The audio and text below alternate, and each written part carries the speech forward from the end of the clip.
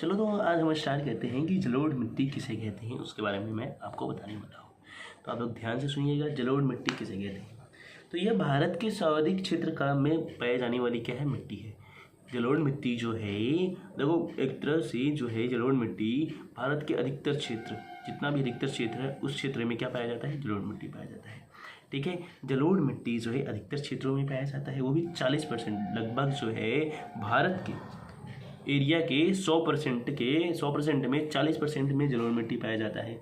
जलोढ़ मिट्टी में क्या होता है, पोटास होता है, फास्फोरिक अम्ल होता है। क्या होता है, पोटास होता है, फास्फोरिक अम्ल होता है। ठीक है, पोटास, फास्फोरिक अम्ल, चूना व कार्बनिक तत्व का क्या होता है, ये प्रचुर मात्रा होता है, मिक्स होता है। ये सब पोटास होता है मिक्स, फास्फोरिक अम्ल होता है, कार्बनिक अम्ल जो है इसमें मिक्स होता है जलोढ़ मिट्टी में। ठीक है, जलोढ़ मिट्टी को एक तरह से ना रेगुर मिट्टी भी बोलते हैं, रेगुर मिट्टी भी बोलता है। चूना, कार्बनिक पाया जाता है। देखो भूगर्भिक संरचना और संगठन के आधार पर इसे बांगर और खादर में वर्गीकृत किया गया है। मतलब बांगर और खादर में इसको वर्गीकृत किया गया है। प्राचीन जलोढ़ मिट्टी को बांगर कहते थे। देखो प्राचीन जो जलोढ़ मिट्टी थी उसको क्या कहते थे हम लोग, क्या कहते थे, अरे बांगर कहते थे। ठीक है, बोल रहा है कि नवीन जलोढ़ मिट्टी, जो नई वाली जलोढ़ मिट्टी है उसको हम लोग क्या कहते हैं, तो खादर कहते हैं। ठीक है, अब हम लोग काली मिट्टी के बारे में पढ़ेंगे। ब्लैक सॉइल मिट्टी को सॉइल बोलते हैं। ठीक है, तो ब्लैक सॉइल के बारे में पढ़ेंगे। तो भारत में जो है काली मिट्टी का निर्माण जो है ज्वालामुखी विस्फोट से निकलने वाले लावा के ठंडा होने के कारण उपरांत बोसॉल्ट चट्टानों के अवक्षय व अपवर्तन से हुआ है। मतलब काली मिट्टी जो है ना, काली मिट्टी जो है ज्वालामुखी जैसे ही फटता है तो उससे जो निकलता है लावा वो जो है पत्थर से टकराता है, और टकराने के बाद क्या है, वो काली मिट्टी का निर्माण होता है। ठीक है, और काली मिट्टी में होता क्या क्या है, तो काली मिट्टी में नाइट्रोजन होता है, पोटास होता है, फास्फोरस होता है। इसकी क्या होती है, आदि की कमी रहती है। ठीक है, इसमें जो है होता है लोहा होता है, एल्यूमिनियम, चूना होता है, एल्यूमिनियम होता है, कैल्शियम प्रचुर मात्रा में पाया जाता है। काली मिट्टी को जो है हम लोग लावा मिट्टी भी कहते हैं। क्योंकि लावा मिट्टी इसलिए कहते हैं क्योंकि वो क्या होता है, वो जो लावा फटता है उसके बाद निकलता है ना, ज्वालामुखी फटने के बाद निकलता है, इसलिए उसे लावा मिट्टी कहते हैं। लावा आग का लावा होता है। ठीक है, तो लावा मिट्टी कहते हैं। ठीक, एक तरह से चरनोजम मिट्टी और काली कपासी मिट्टी के नाम से भी इसे जानते हैं। क्या, चरनोजम मिट्टी और काली कपासी मिट्टी के नाम से भी इसे जानते हैं। ठीक है, फिर लाल मिट्टी के बारे में पढ़ते हैं हम। तो लाल मिट्टी, रेड सॉइल के बारे में पढ़ेंगे हम लोग। तो इस मिट्टी का निर्माण जो है जलवायु परिवर्तन के परिणाम स्वरूप रवेदार एवं कार्यान्वित शैवालों के विघटन एवं वियोजन से होता है। मतलब देखो शैवालों के विघटन और वियोजन से क्या होता है, लाल मिट्टी का निर्माण होता है। लाल मिट्टी का रंग जो है लौ ऑक्साइड की उपस्थिति के कारण लाल होता है। ठीक है, इस मिट्टी को लाल एवं पीली मिट्टी भी कहते हैं। मिट्टी को कहते हैं इस मिट्टी में नाइट्रोजन, फास्फोरिक और ह्यूमस की कमी होती है। ठीक है, लेटेराइट मिट्टी क्या होता है, लेटेराइट सॉइल क्या होता है, ये हमको पढ़ना है। तो लेटेराइट सॉइल किसे कहते हैं, यह मिट्टी जो है मुख्यतः प्रायद्वीपीय भारत के पठारों के ऊपरी भाग में पाया जाता है।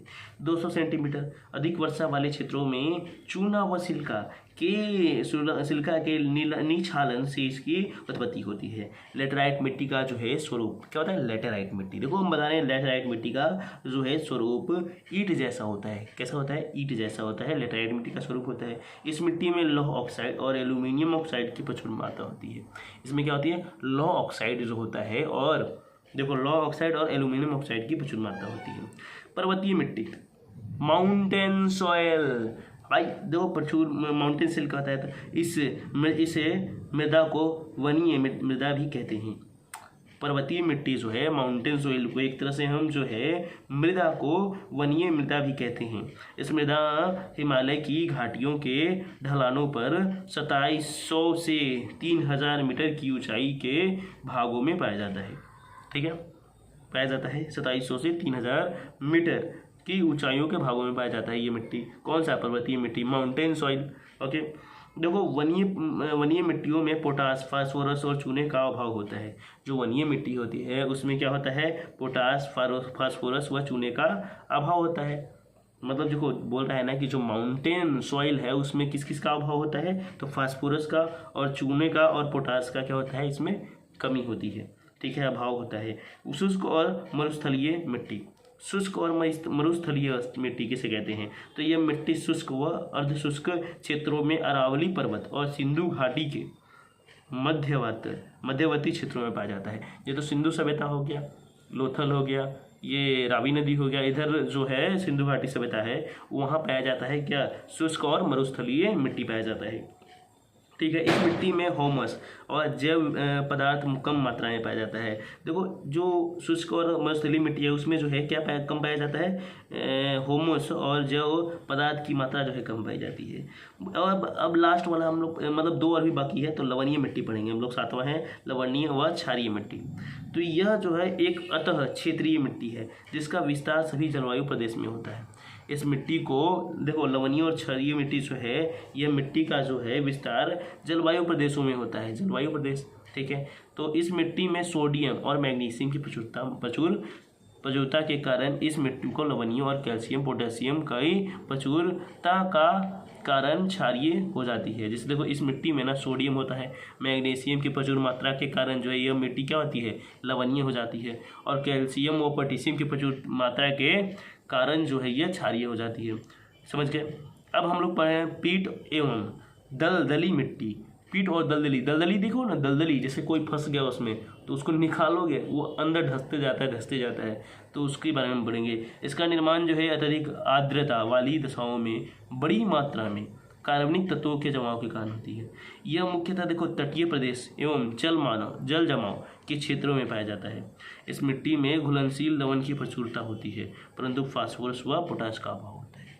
और ये मिट्टी जो है दलदली मिट्टी बहुत खतरनाक होता है, डेंजरस होता है। अगर कोई भी आदमी अगर उसमें अगर बाई चांस फंस गया वो निकलने की कोशिश कर रहा है तो बिना रस्सी पकड़े नहीं कर सकता। अगर उसमें पैर हाथ हिलाएगा, जितना हिलाएगा उतना अंदर जाएगा, धंसते चला जाएगा, समझे। चलो थैंक यू। अगर वीडियो अच्छी लगी हो तो जल्दी से सब्सक्राइब कर दो, और अगर चैनल को सब्सक्राइब एंड लाइक के वीडियो को लाइक कर दो, ठीक है। Thank you so much.